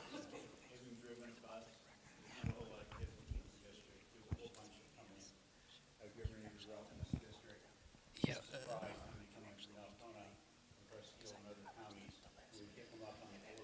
Okay. So what we're going to do at the end is we're going to encourage people to send questions in. We also have where people could write their questions, but we need to. I'll tell you that the direction is the other direction for the most part, primarily because of the opportunities of different programs. And the families will tell you that, you know, the ag program, the CTE Yep. programs and so on. Sorry to jump at you guys, but Oh, I that's good. sub-drove and I've sub-taught in every one of these buildings in every district, everyone around the area. And we led our strategic plan process as well, Ah. so. Fabulous. So when you keep 60-inch routes, you're going through that route out to the lighthouses, I know. Yeah.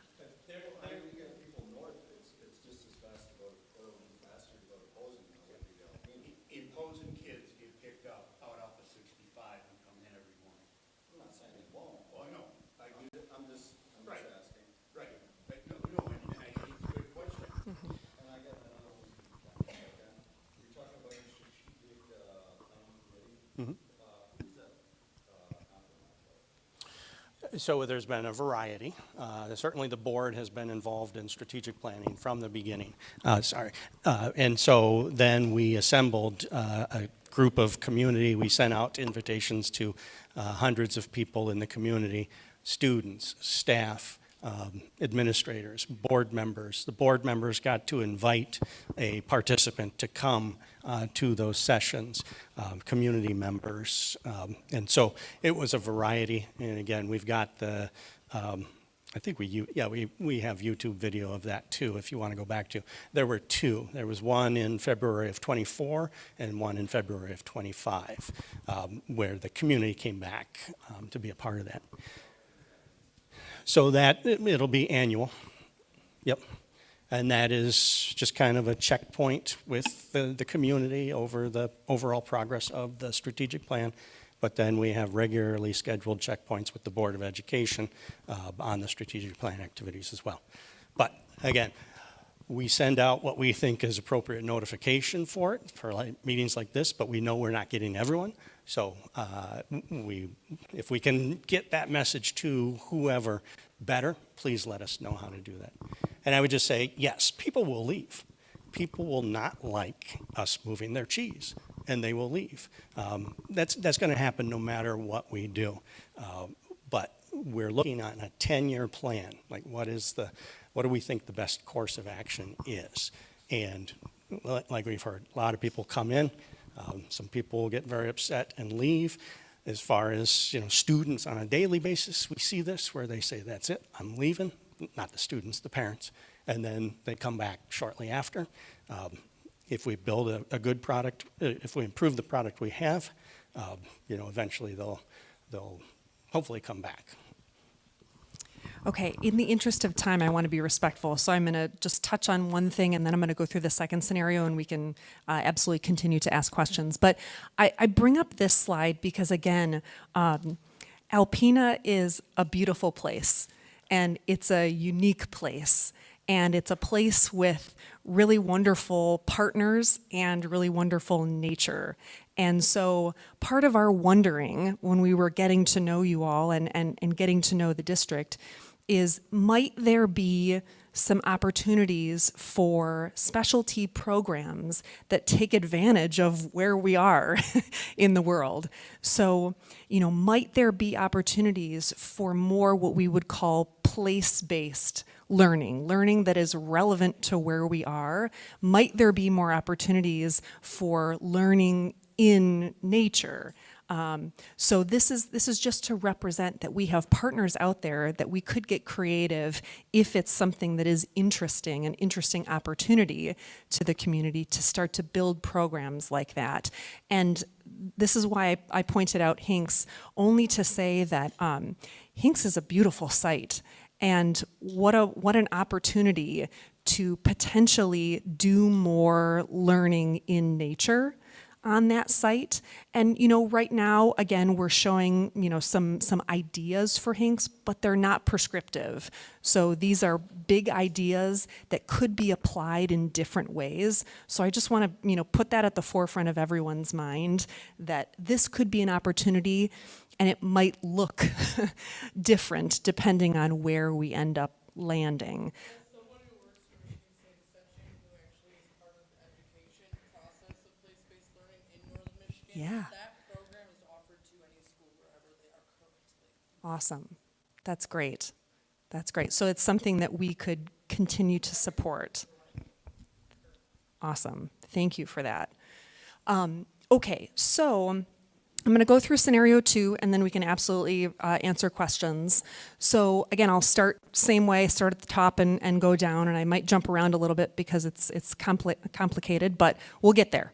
Okay, so Wilson and Sanborn, again, we're going to start there. What if we were able to support pre-K through 5, and again, we know Wilson is a little tight right now, so that's why we got our red star there. So what if we were able to support PK through 5th grade at Sanborn and Wilson? And then this is where we look at what are the grade bands that provide us with opportunities. So in the middle there, you see Ella White and Besser. And this is just a possibility to, again, try to acknowledge that there are opportunities around collaboration amongst faculty and collaboration amongst larger groups of students who are within the same age. So we could consider looking at K through second grade at Ella White and third through fifth grade at Besser. And the reason why that sort of came to the forefront of our mind architecturally is because, like I mentioned, Besser was initially designed as this junior high type facility. And so some of the attributes of that building lend itself more to older students.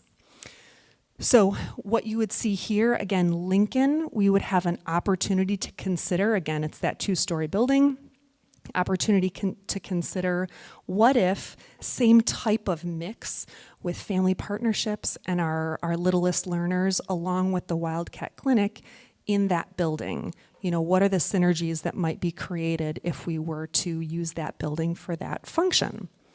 And then, again, in the interest of choice for our middle school students, we have the opportunity, again, in this scenario to look at Hinks and what would that look like? What would that mean if we created a magnet program that was, again, rooted in place-based learning and rooted in learning outdoors for our 6th through 8th graders? Would that be a choice that's interesting to the broader community? So Thunder Bay or this sort of specialty innovative outdoor-based program where there's an opportunity to really build relevant skills. So then kind of trickling down, Thunder Bay would stay that 6th, 8th through 8th grade band. And Alpena High School, in this scenario, we would be looking at sort of that lower end of the square footage available space on this site to accommodate our central office function. So in the first scenario, we're kind of taking up more square footage on the high school site for our 7th and 8th graders. Or this scenario, we would be taking up less square footage on this site for a central office function. So that's scenario 2, again, sort of rooted in potential choice for our middle grade levels there and exploring what that would mean in terms of collaboration and faculty for our lower elementary and upper elementary. Yes. And I think it would probably harvest most of everybody's concern. On your guys' team, is there anybody that sits with a youth development education when you put this together? Ask me that again. Is there anybody on your guys' team when you put this strategic plan or these proposals, not the strategic plan, the proposals together, is there somebody that's actually on your team that has an education in youth development when you process this? When you put these proposals together, is there somebody with youth development thinking that this is a good idea? So, I mean, our collaborative group was comprised of our administrative friends and all the specialties that those folks carry. So I'm not sure I can speak. Yeah. Yes. Yes. Okay. Yes. Oh, I keep missing you. I want to come back to you. So this is actually someone else's, so I'm Okay. going to try my best to. So apparently there is a state of Michigan limit on classroom size being proposed for our future. Okay. So what class size are we projecting that we would have? So the state proposal, she says, is kindergarten would be under 20, 3-5 would be 23, and then junior and high school is class sizes of 25. Yes. So are we calculating a class size of what in each of these scenarios? Thank you for asking that. I think we would work with our administration team to determine exactly what the class size is, but at this point, we would maintain whatever is in place in terms of the requirements. And that's why I say more work is needed around what the architectural solution is for some of these buildings, because the next step, once we hear from all of you, is to dig into some of that programming and say, what is it exactly that we want to accommodate with some of our additions and our renovations? My other question Yeah. is, what's the impact of parochial schools on our early morning bus ride? Because we have K-8 for our parochial schools riding with our junior high and high school people. So if we yes. were to shift their schedule, would that change our busing sizes? Yes, that's a great question. And again, that's a question that we'll carry forward as we continue to communicate with Lacey and her team. We've just begun to start to talk to that team about these scenarios, so we do want to group in the parochial impact of this. So thank you for that. Yes. I think mine's more of like a comment, maybe Dave, you can more answer to this question. My struggle right now is we literally kind of went just through this now than 6 years ago. And I was very heavily involved in the millage and bond renewal. And I'm watching and looking at all these stars of, okay, this is more money we're gonna need to be asking our community for. And we barely got our last marriage passed. So is that a conversation we're having? Is that something that came up? I didn't watch the full board meeting the other night. Is that something that came up there? What are our thoughts on how are we getting this out there to get the buy-in from our community? It started Monday night. That conversation. Yeah. Yeah. Again, we are not looking at a bond election cycle. We're looking at 3 years, 5 years, 10 years. And so this is that first piece of, we believe we have to do something or will have to do something in the future based on enrollment, based on all of these different factors. And so let's start involving the community now so that if we do, and that is a if we do go out for a bond, which hasn't been discussed, the community's been a part of that process. The community's been a voice in that process versus we get 2 years down the road and we say, okay, we need to add a classroom, let's go out for a bond, let's pull 20 people together and call it a community engagement. This is Monday was the start of this process that goes through months, maybe years or such, but we want the community to be involved in this because, not a doomsayer, but it would be irresponsible for us to just assume that we don't need to do anything, whether it's now or years from now. We will have to do something. So why not start the conversation now? And then when the argument for a bond or additional this, that, or the other thing, at least we've had community input, community involvement, and that relieves that pressure of last minute marketing. I guess I feel like that those were the conversation that we were having for that last time. Yeah. We were putting out these types of scenarios and we were putting out that to come up with what we did end up coming up with. So I guess that's what it was. Yeah, and our buildings are 5, 7 years older than they were. Yeah, we got new boilers and all that. And as I wrote in my article, that Safe Warm Dry bond was about taking care of what we currently have and just kind of not addressing the what will we need years down the road. So welcome to day 2, and we really, really need your involvement in this. Yes, yes, go ahead. I appreciate the fact that this is happening now instead of in 3 or 5 years when there is pressure on what are we going to do because we need to do something. I'm a financial person and I want to see the numbers. I think that you're starting in a great place with what are the numbers and what are the numbers telling us because everyone has feelings about a lot of their schools. Everyone loves their school. But when push comes to shove and we can't make payroll, what are we going to do? Because the first thing that a lot of the time our district will go to is technically busing is not required. We do not have to bus our children here. And that is a huge component. It's one of our biggest budget items. So we need to take into account the fact that, yes, we may have to send kids on a bus a little bit longer, but there will be buses. But if we don't plan ahead, I think there's been a lot of negativity around any specific school or specific idea, and that's not what this is. I'm hearing a lot of positive comments come out of people that will add to this, but you know, once we go on to the next stage of the plan and we get numbers, that's going to help support everything.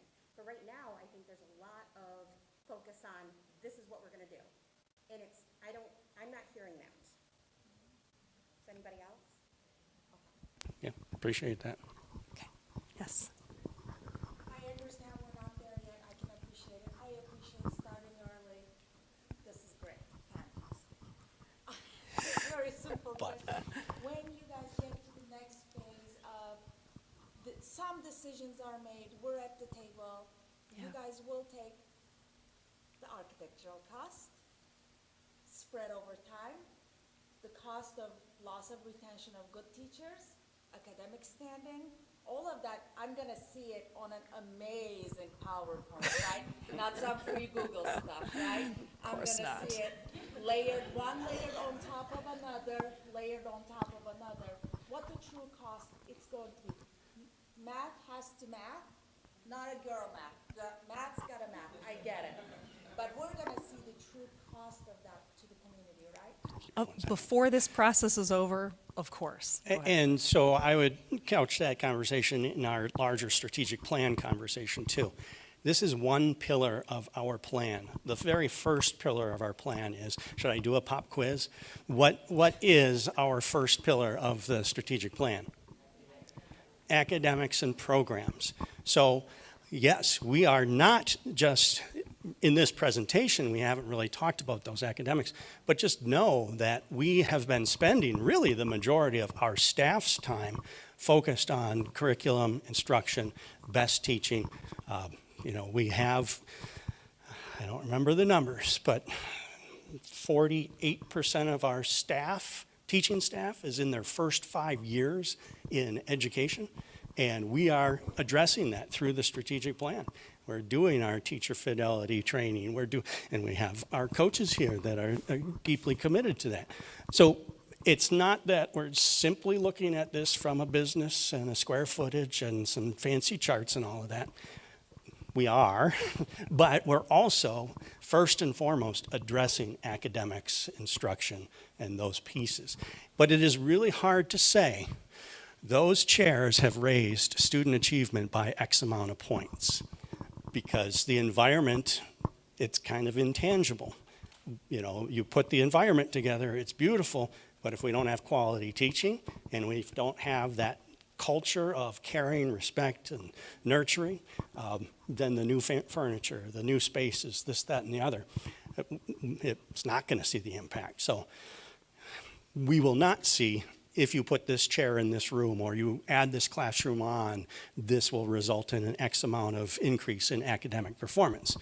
But that data, and you've been watching the board meetings, the board has spent the last 4 meetings, I think, talking about academics and the priority and setting goals around academics. So it's not separate from this. It is our mainstay, really, but it's hard to then say these physical upgrades have resulted in, I wouldn't want to say if we build a classroom, scores are going to go up. I'd rather say if we, but it's not the school, it's the staff inside the school. But it's not the building, it's the staff inside the building. Yeah. I think in future meetings too, somewhere have the diagram of the entire strategic plan 4 pillars. Because one of the pillars is staff. One of the pillars is your people. Because if you don't have your people, you build all the damn buildings you want. It's like running a hospital. If you have crummy doctors, crummy nurses, you're gonna get crummy care. Doesn't matter how wonderful the technology is. So people pillar is one of them, taking care of the people. Another one is the culture, the civics, and the perspective of the community. It's partnership with the community. It's not just the academics, that is the key model. But there are other things they're looking at here. So I think just that diagram in one of these meetings in the site, so people can understand.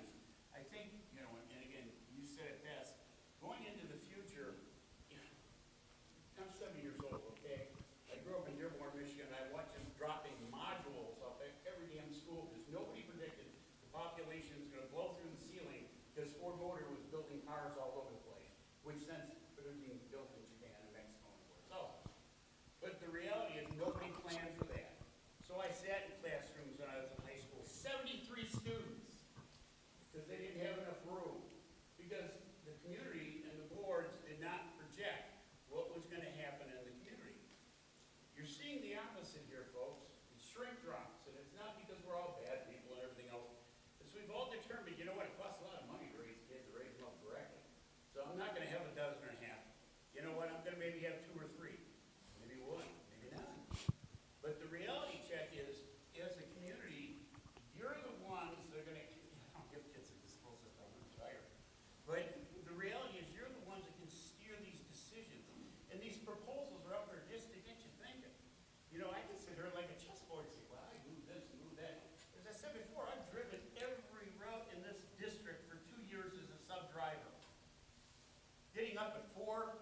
4, 3, 4, and 5 in the morning and pick up kids. And I didn't grow up here. Drive those roads out by Wilson in the dark in the winter, okay? And the houses aren't marked. The point being is I've now subbed for 2 years, and I've subbed in every one of these buildings, and I've subbed from the ECSC at Lincoln right through the advanced English classes in this high school. And I've done CTE programs here. So as a community, you guys can really steer this process, and everybody's voice is important. And what's more important, you put more brains on an issue ahead of time, and you're gonna come up with a better solution, instead of just doing it knee-jerk reaction. So there are numbers we have to look at, and I think outcomes and it has to be looked at. And culture within a community. I mean, you keep on talking about Wilson and Sanborn. I'll tell you what, when those jobs open up out there as a sub-teacher, I jump on them immediately. Why? The kids are wonderful out there. The kids are wonderful. Yes, they are. I'll tell you what. Hillman Elementary guys, I jump on those in a moment. Those kids are wonderful. There's other schools here that need those extra services in the elementaries because the children come from very, very socially, economically challenging situations. And how I know it is because I'm going to tell us one quick story. I drove that bus and I saw when those kids got on and off. And then when I go into the classroom and the teacher will low that so-and-so and so-and-so can be behavioral issues. And I say, yeah, I know that. I drove the bus with them for a year. Yeah, they were jumping off seats in the back. So they don't change, but if you just engage them appropriately as a community and as people, it's amazing how the behaviors change very quickly. So I give David, and I'm done lecturing, but I give you guys all the credit in the world. This is one of those pillars that's absolutely critical you can get ahead of. And that's sustainability. It's stewardship of the resource. And the resource is your people and your buildings. So, end of my lecture. Sorry. Okay. So I'm going back to the plan, right? So going back to the plan, I'm over here, so educator friends and I, helping run these schools. And we're talking about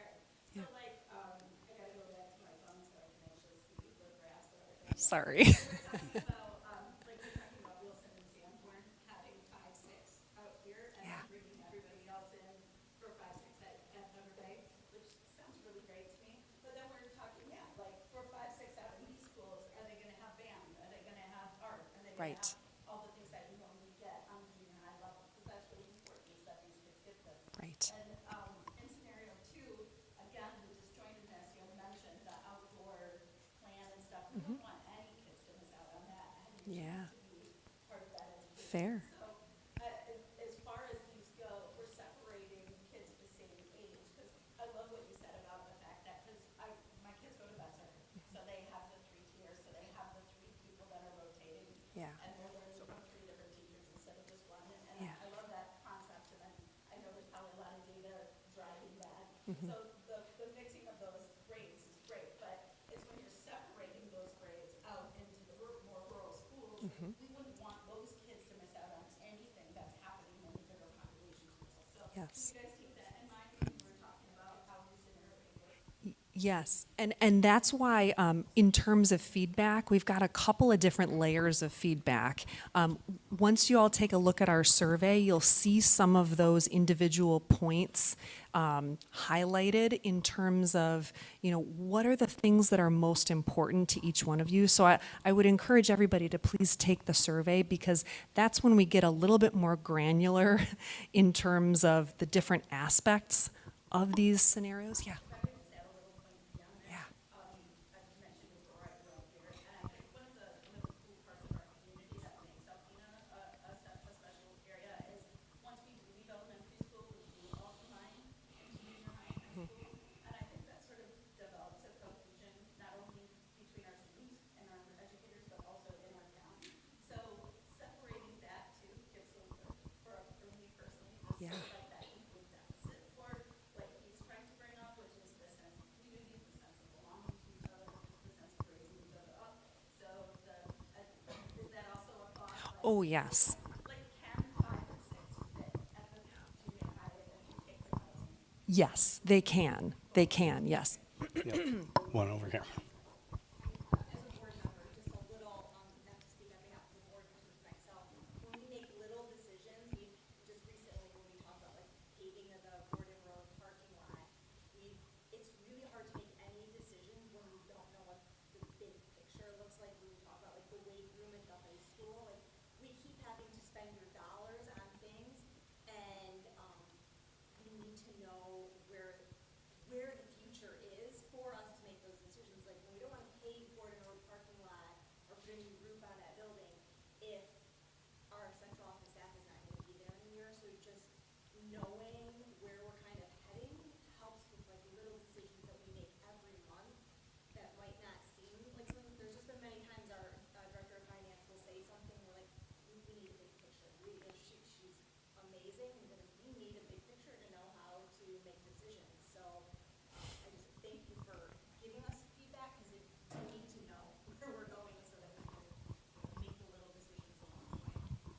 Thank you. Yes, you've had your hand up for a while.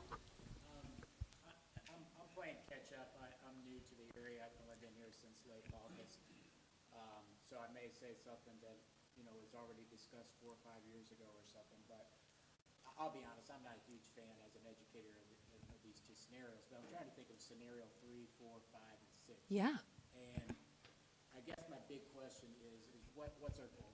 I think it's fantastic that we're thinking long-term. That's smart. That's what great organizations do. They're always thinking long-term, but where do we want to be? I mean, I could see one scenario where we're sitting and talking about, okay, if we don't grow as a district, we do need to consolidate.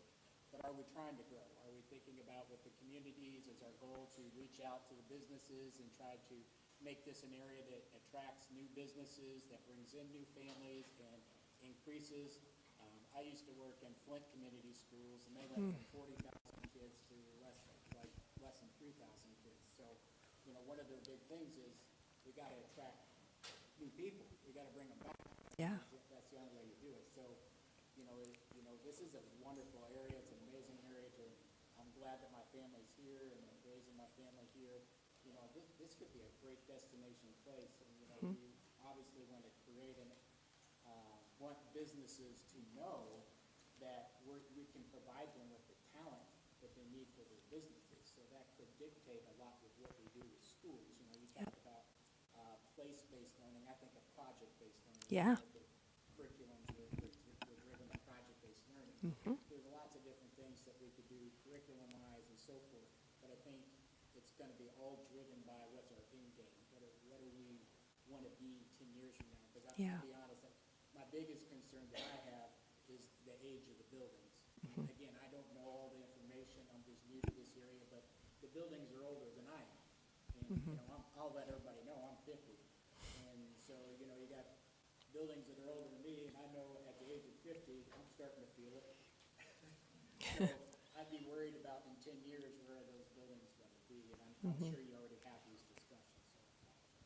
No, that's okay. It's a big question, a multifaceted question, and I think with any complex system, you got to kind of break it down to its components, right? So look at the buildings and identify, from a condition perspective, what's broken and what needs to be fixed, and also talk about what's important to the community in terms of programming, so that when you do get to that point where you're making changes, they are in service of both buckets at the same time.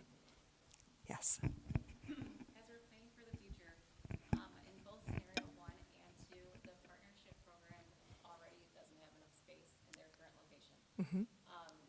We are actually one of 8 school districts in Michigan who have that program, and we are the only one who is not maxed on our space. For instance, Niles, Golig, Oxford, Lapeer, Alpena, luckily we're able to have one. Yeah. They all have waiting lists of 300 to 400 kids waiting to get onto it. The cap is at 10% of our in-school peers, so we can have over 300 kids in our partnership program. It is continuing to grow. It's grown throughout the state. It's going to continue to grow. So we really need to make sure that we have room for these children who are homeschooled. Yeah. As of right now, our kids come from 25 different school districts. Out of the kids that come, 72 of them travel more than 25 miles each way to come here.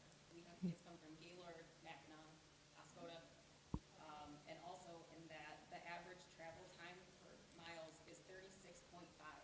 And these are students. We do get funds for these, so as a business standpoint, we need to make sure we have room for these kids to come to us. Great. What? Yeah. Yeah. Part-time students and we have full-time students. You get just as much money per student Right. for each of our students that come as you would for any of the public. And while you guys are talking about programming, I was raising my hand as Sarah spoke, that this is a program that is continuing to grow. It has been working in that building. That building was unused. It was not used until Jen, our program director, brought that into the past superintendent. She developed this program with him with partnership throughout the state and created this program. It's huge, it's amazing, and it's really, really cool. Yeah. It's something that is going to That's great. We had such a great conversation with Jen when we were in that building. So thank you for the context and building out on what we learned from her. And we understand, even at Sunset, you guys have needs. You have building needs.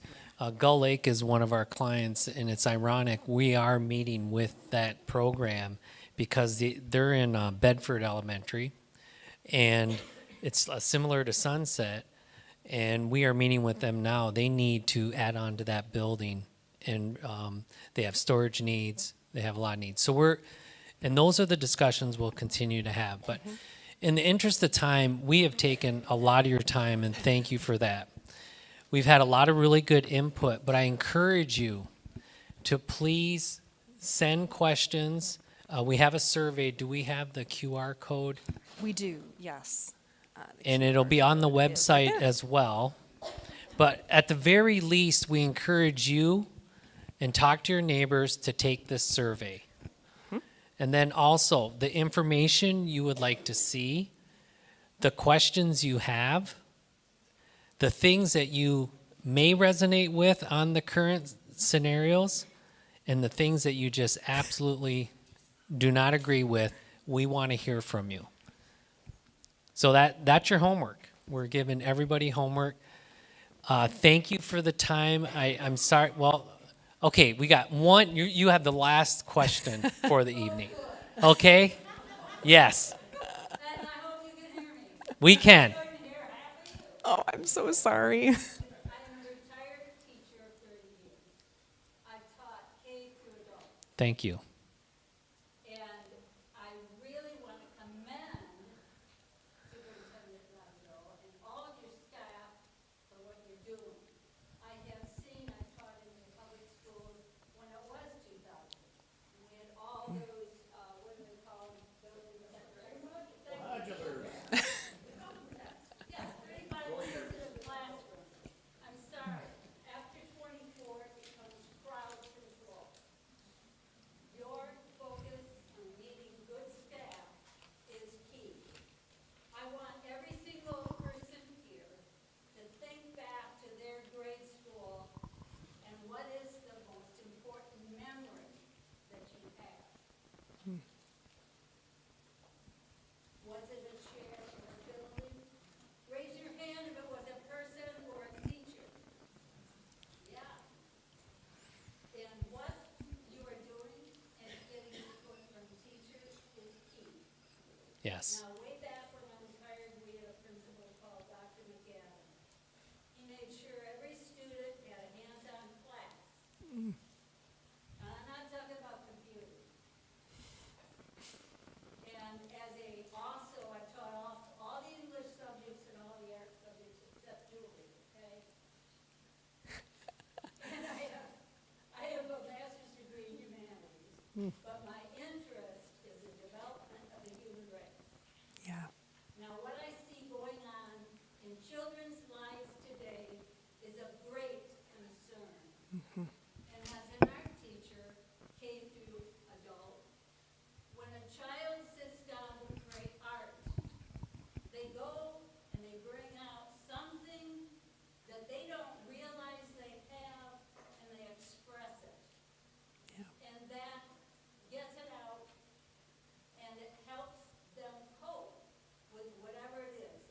In the 9th grade, okay, these are 14 and 15-year-olds, 30 kids in a classroom, Art 101, and they're learning to mix colors.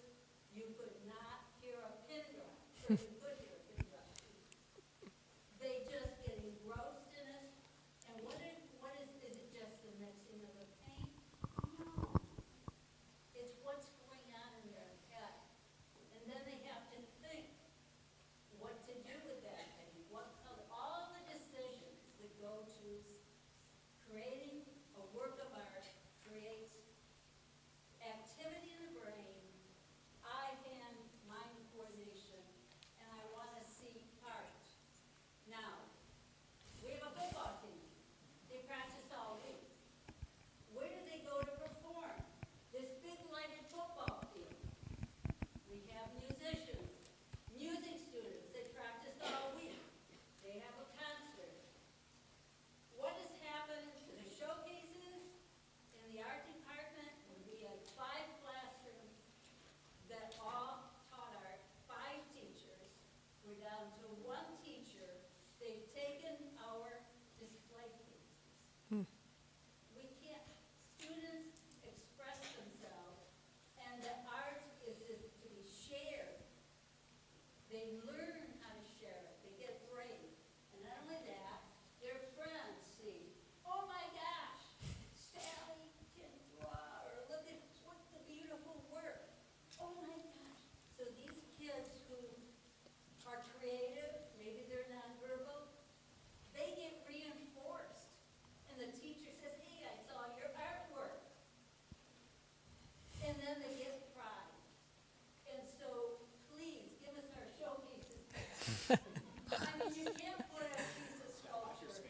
Yeah, lacquers, that's right.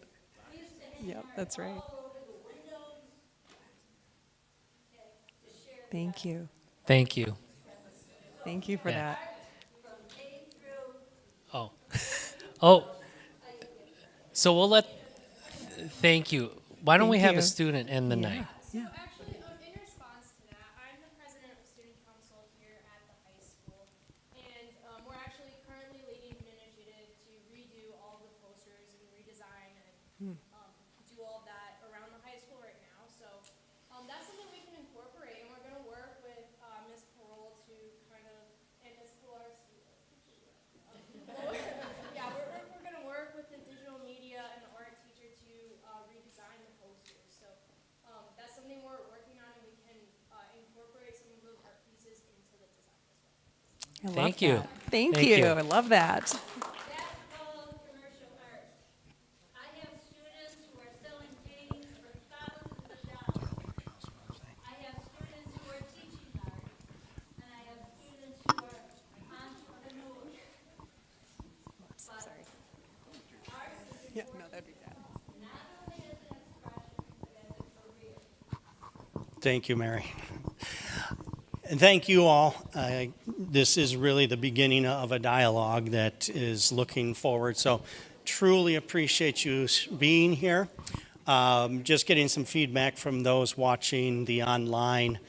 They had a hard time hearing some of your comments. So just another reiteration of please, if you shared comments here tonight, put them in the survey so that we have them recorded. We can hear it, but it's not real clear. So please fill out the surveys so that we can continue to engage with you. And we Anything also- from you? Okay. We also have our parking lot over here, so please take a sticky note and leave your questions for us on this, on the sticky note pad there, just in case people aren't technology friendly. Yes. We have analog too. All right. Well, thank you, Robert and Laura, and thank all of you, and have a wonderful night.